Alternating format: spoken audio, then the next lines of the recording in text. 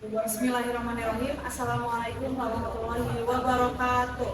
Waalaikumsalam warahmatullahi wabarakatuh. Selamat siang para hadirin dan pembicara yang terhormat. Siang. Saya Ristana Dianti akan menjadi moderator untuk diskusi panel pada hari ini dengan tema pengaruh teknologi terhadap kesehatan mental. Kita semua tahu bahwa perkembangan teknologi telah membawa perubahan besar dalam kehidupan sehari-hari kita. Namun, bersamaan dengan manfaatnya, muncul pula pertanyaan tentang bagaimana penggunaan teknologi berkontribusi terhadap kesehatan mental kita. Dalam diskusi panel ini, kita akan mengeksplorasi berbagai aspek pengaruh teknologi terhadap kesehatan mental, serta mencari solusi atau pendekatan yang dapat membantu kita menjaga kesehatan jiwa di era digital. Mari kita sambut pembicara kita yang ahli di bidang ini untuk berbagi pandangan, penelitian, dan perkembangan mereka. Baik, di sebelah kiri saya ada tim Pro, ada Ibu Dina, dosen teknik informatika dari Universitas Indonesia. Di sebelahnya ada Ibu Dea, pakar kesehatan mental. Di sebelahnya lagi ada Bapak Akmal, pengamat perkembangan teknologi. Baik, selanjutnya sebelah kanan saya ada tim kontra, ada Bapak Habib, pakar psikolog dari Universitas Gadjah Mada. Di sebelahnya ada Ibu Rima, Ketua Umum Komisi Perlindungan Anak Indonesia. Dan yang terakhir ada Bapak Ryan PR UNICEF. Dan tidak lupa, dalam diskusi ini ada peserta dari mahasiswa Universitas Indonesia Negeri Sunan Gunung Jati Bandung.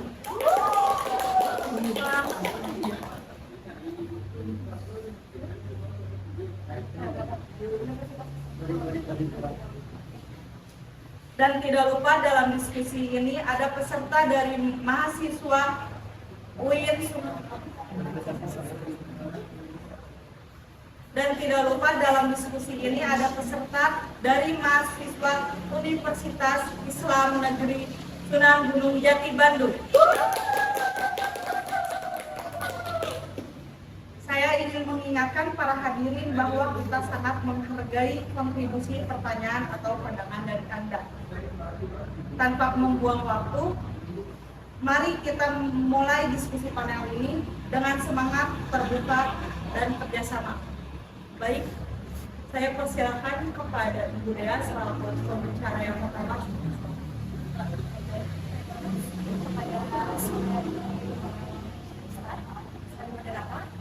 Di sini saya Dea sebagai tim Pro, saya akan membahas sesuai dengan tema kita pada kali ini, yaitu pengaruh digital ya kepada mental kita, terutama manusia.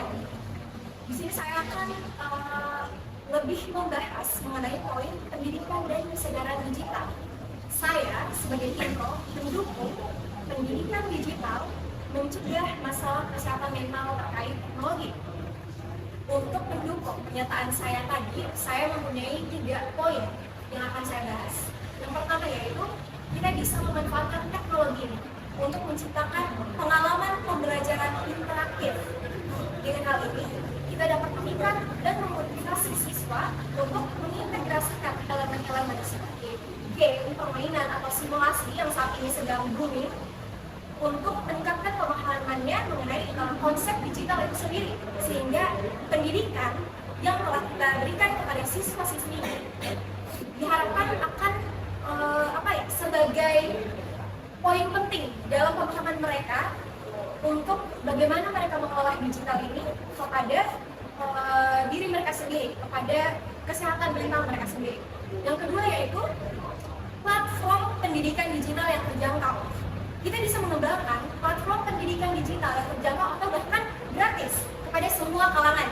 Jadi tidak di kalangan atas, di kalangan bawah, menengah atau apapun itu. Jadi semuanya secara transparan bisa mencakup atau merasakan bagaimana pendidikan digital ini, sehingga pemahamannya pun dapat di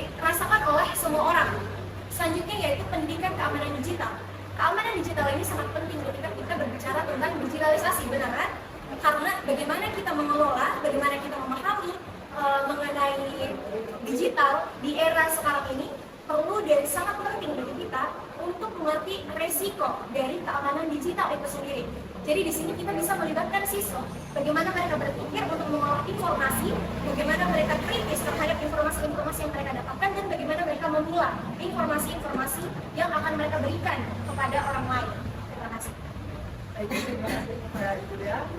Baik, dari tim kontra, apakah ada pendapat lain? Saya persilakan. Baik, pada terima kasih kepada moderator yang telah mempersilahkan saya menambah pengalaman dari Ibu Dea mengenai pengaruh teknologi terhadap kesehatan mental, mengenai pengaruh teknologi terhadap kesehatan mental. Ya, di sini pada poin pendidikan dan kesadaran digital, dengan poin ini terlalu banyak penekanan pada risiko dapat membatasi pengembangan kreativitas dan percakapan digital yang positif. Nah, jadi penggunaan gadget ini juga dapat berdampak pada motivasi belajar siswa, seperti menurunkan minat belajar dan konsentrasi.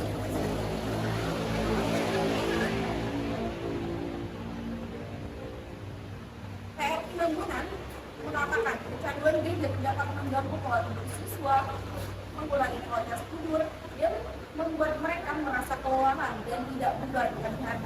Hal ini dapat mempengaruhi motivasi belajar siswa di sekolah, karena siswa yang merasa lelah dan tidak bugar akan sulit untuk berkonsentrasi dan memperhatikan pelajaran di kelas. Dan juga menanggapi masalah overstimulasi dan ketergantungan yang tadi disinggung oleh Ibu Dea. Nah, teknologi modern seperti media sosial, game online, atau penggunaan perangkat digital dalam waktu yang berlebihan dapat menyebabkan overstimulasi dan ketergantungan. Ini tuh bisa berdampak pada gangguan tidur, kecemasan atau stres yang mempengaruhi kesehatan mental. Selain itu juga, penggunaan gadget yang berlebihan dapat meningkatkan resiko stres, kecemasan, dan depresi pada siswa. Hal ini disebabkan oleh berbagai faktor, seperti tekanan untuk terus terkoneksi dengan media digital, tekanan untuk mempertahankan citra online, dan tekanan untuk terus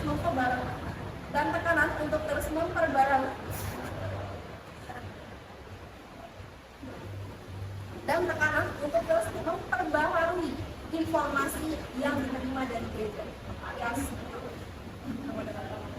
Terima kasih kepada Ibu. Selanjutnya ada pembicara kedua yaitu Bapak Lukman. Saya persilakan. Oke, mungkin perkembangan teknologi pada saat ini kemudian dan dampak positif dari perkembangan teknologi itu sendiri tidaklah sedikit, memang banyak dan memang sangat banyak. Mungkin salah satu contohnya teknologi pada saat ini itu bisa menjadi sumber pendidikan anak-anak dengan pesatnya perkembangan teknologi pada saat ini memudahkan para anak-anak atau ya para orang tua untuk mendidik anaknya mudah untuk mengakses atau mencari pendidikan atau ilmu-ilmu untuk mendidik atau memperbaiki anaknya di sosial media atau di Twitter. Dan terus dengan perkembangan teknologi pada saat itu banyak seperti metode-metode pembelajaran anak yang mudah teknis, contohnya seperti zaman sekarang itu ada tutorial untuk membaca atau apa, dan terus ada beberapa games, memang banyak games yang membuat anak over karena canduan games, tapi dan juga games yang bisa memberi, contohnya itu games anak yang membaca, menulis, bagaimana itu kan banyak pembelajaran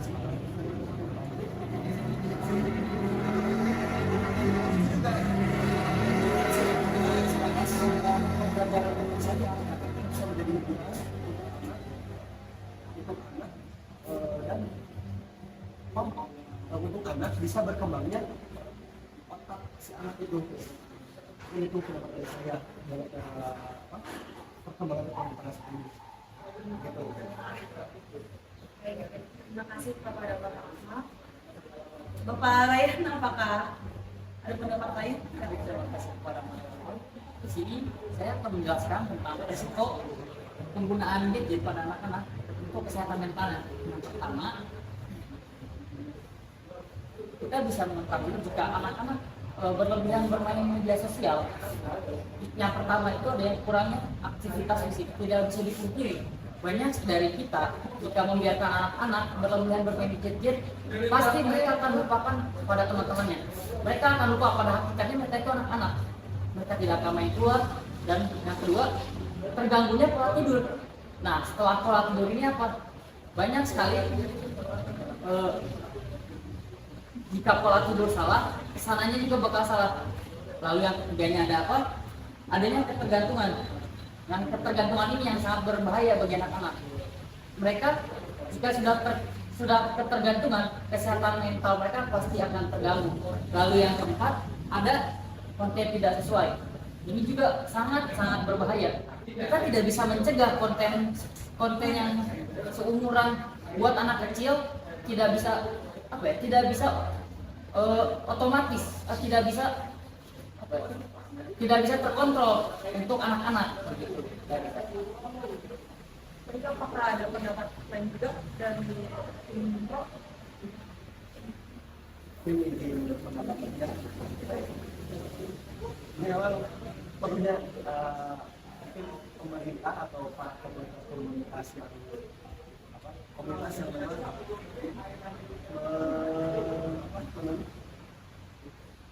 komunitas yang memang perlunya komunitas yang mengikuti perkembangan teknologi pada saat ini, membuat seminar atau pelatihan edukasi atau kayak meeting atau semacamnya untuk meminimalisir terjadinya hal negatif yang Bapak sebutkan tadi.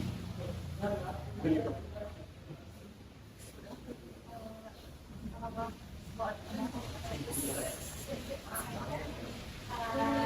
Selain dari itu juga menurut saya untuk penanganan konten-konten yang tidak bisa kayak di luar dari jangkauan anak-anak kita kayak 18 plus dan sebagainya itu menurut saya sudah bisa dikontrol oleh orang tua karena sekarang kita punya YouTube Kids.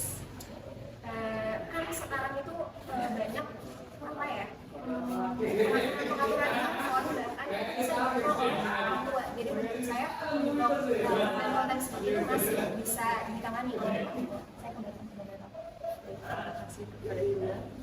Dari Bapak Rayhan, apakah ada pendapat lain lagi? Lalu ada juga yang isolasi sosial. Ketika anak kecil atau anak-anak usia dini mereka selalu keseringan bermain handphone, pasti ada isolasi. Mereka tuh akan diem terus di kamar. Lalu bagaimana cara kita untuk mengatasinya? Itu memang tidak bisa dipungkiri. Bahkan mereka bisa yang jadinya asalnya mereka yang ekstrovert menjadi introvert. Yang awalnya jadi sukaria malah menjadi pendiam. Bagaimana cara mengatasinya?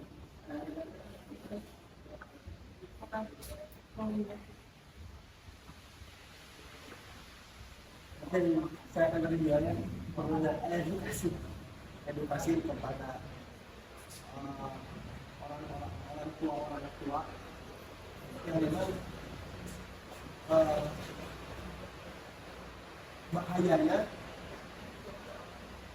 perkembangan teknologi untuk saat ini ternyata pada anak bahwa pasti ada sosial pekerjaan sosial ya.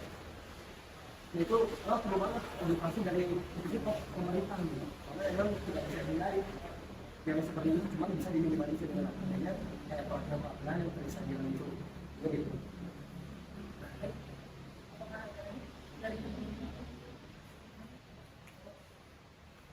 Baik, saya lanjutkan untuk pembicara kedua ada baik untuk pembicara ketiga saya persilakan kepada Ibu Dina.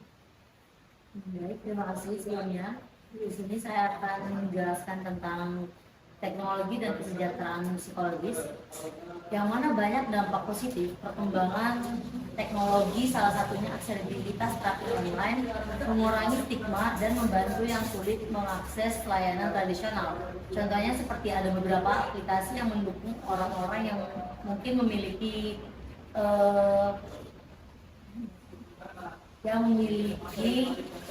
gangguan mental. Sekian, terima kasih. Baik, terima kasih kepada Dina. Apakah ada pendapat lain? Baik, apa yang disampaikan Ibu Dina itu betul, tapi menurut saya butuh waktu yang lama untuk menunjukkan itu banyak tantangan-tantangan yang lain. Tantangan pelayanan, pelayanannya apakah bisa seefektif tetapkan seperti tetap muka atau tidak, karena interaksi fisik atau non verbal itu menjadi bagian penting dari pengalaman terapi. Terus ada juga tentang gangguan seperti gangguan koneksi atau gangguan perangkap. Seperti itu kan akan mengganggu jalannya proses terapi. Terus ada juga seperti mungkin seperti itu saja yang bisa saya sampaikan. Saya kembalikan ke moderator. Baik, terima kasih Bapak Habib.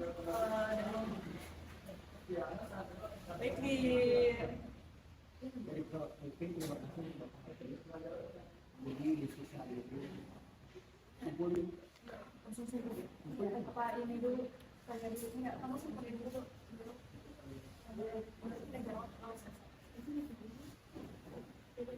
Baik, terima kasih Bapak Habib. Di sini saya di sini saya sebutkan dari pernyataan lain seperti apa? Yang kesimpulan menimah langsung kesimpulan.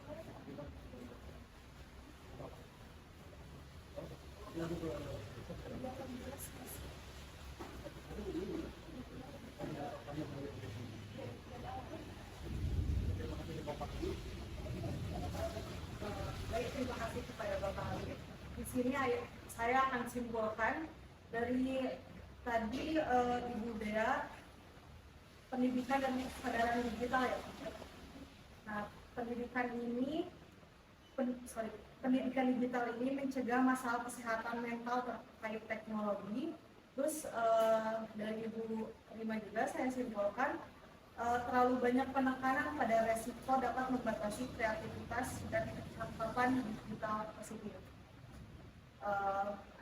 Terus ada dari Bapak Akmal dan Bapak Ryan, saya simpulkan tadi gadget memberikan akses pendidikan dan hiburan, mendukung perkembangan anak-anak. Terus ada resiko juga kesehatan mental dan pengaruh negatif pada perkembangan kognitif dan emosional anak-anak. Nah, dari yang terakhir dari Ibu Dina dan Bapak Habib itu saya simpulkan aksesibilitas terapi online mengurangi stigma dan membantu yang sulit mengakses layanan tradisional. Terus dari Bapak Habib saya simpulkan juga tantangan terkait keamanan data, efektivitas terapi online, dan hilangnya interaksi manusia.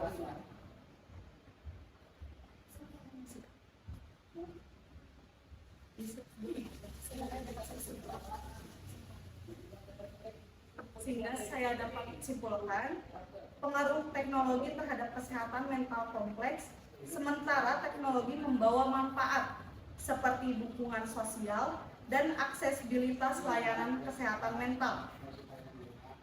Resiko seperti isolasi, kekhawatiran privasi, dan dampak negatif pada anak-anak memerlukan pendekatan yang seimbang.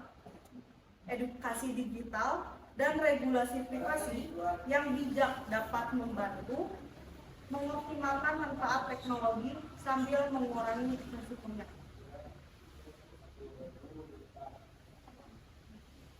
Baik, sekarang saya membuka sesi tanya jawab. Baik, kepada peserta apakah ada yang ingin ditanyakan? Baik, saya persilakan. Baik, terima kasih sebelumnya kepada moderator. Perkenalkan, nama saya Dinda Kamaria dari Universitas Islam Negeri Sunan Gunung Jati Bandung dari jurusan Ilmu Komunikasi Hubungan Masyarakat. Di sini saya ingin bertanya terkait pengaruh teknologi terhadap kesehatan mental. Bagaimana kita tahu bahwasannya pada saat ini sedang maraknya bunuh diri, serta anak yang lupa diri karena game, ataupun anak yang dapat kita lihat sekarang anak-anak kecil itu dapat kayak joget-joget dan dipublish dengan keadaan baju mereka tuh terbuka seperti itu. Dan dapat kita katakan bahwa kecanduan gadget ini, jika hal ini terjadi, bagaimanakah pengaruh teknologi ini terhadap mental itu sangat berpengaruh. Dan bagaimana algoritmanya dan kecerdasan buatan ini dapat membantu ataupun memperburuk pemahaman dan penanganan gangguan kesehatan mental. Hanya karena jika kita lihat jejak digital ataupun berita itu cepat tersebar dan sangat sulit untuk dihilangkan. Terima kasih. Baik, saya persilakan untuk menjawab.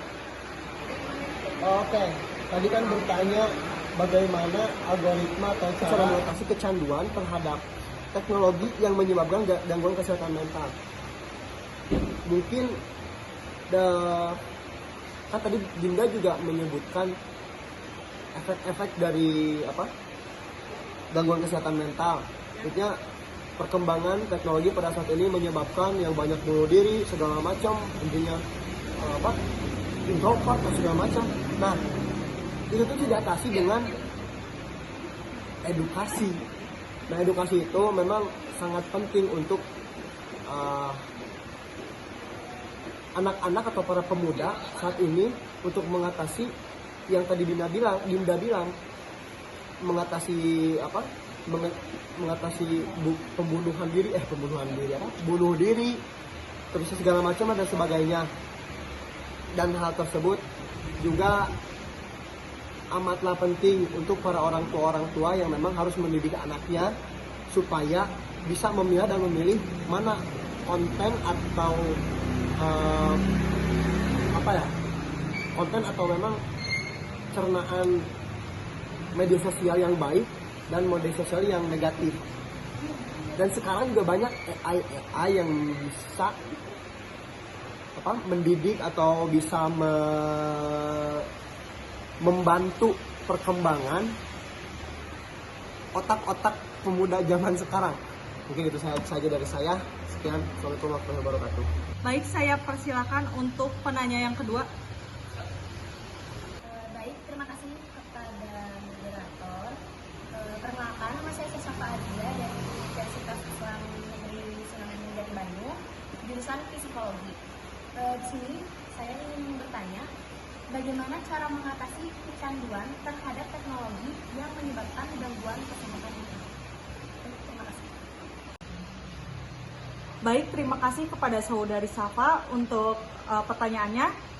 Saya mempersilakan untuk menjawabnya. Baik, terima kasih kepada saudari Safa yang telah bertanya.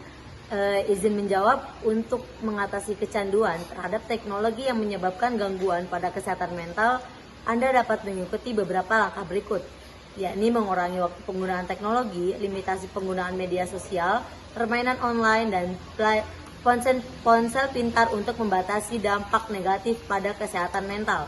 Untuk menjaga keseimbangan, pastikan Anda mengurangi waktu yang Anda berikan ke teknologi dan menjaga keseimbangan antara waktu yang Anda berikan di dunia digital dan waktu yang Anda berikan dalam lingkungan sekeliling. Sekian, terima kasih.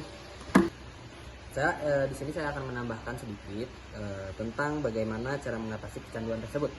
Di sini tuh ada tentang, jadi kita tuh harus mencari bantuan profesional jika Anda merasa stres, cemas, atau mengalami kesulitan dalam menjaga kesehatan mental Anda sendiri.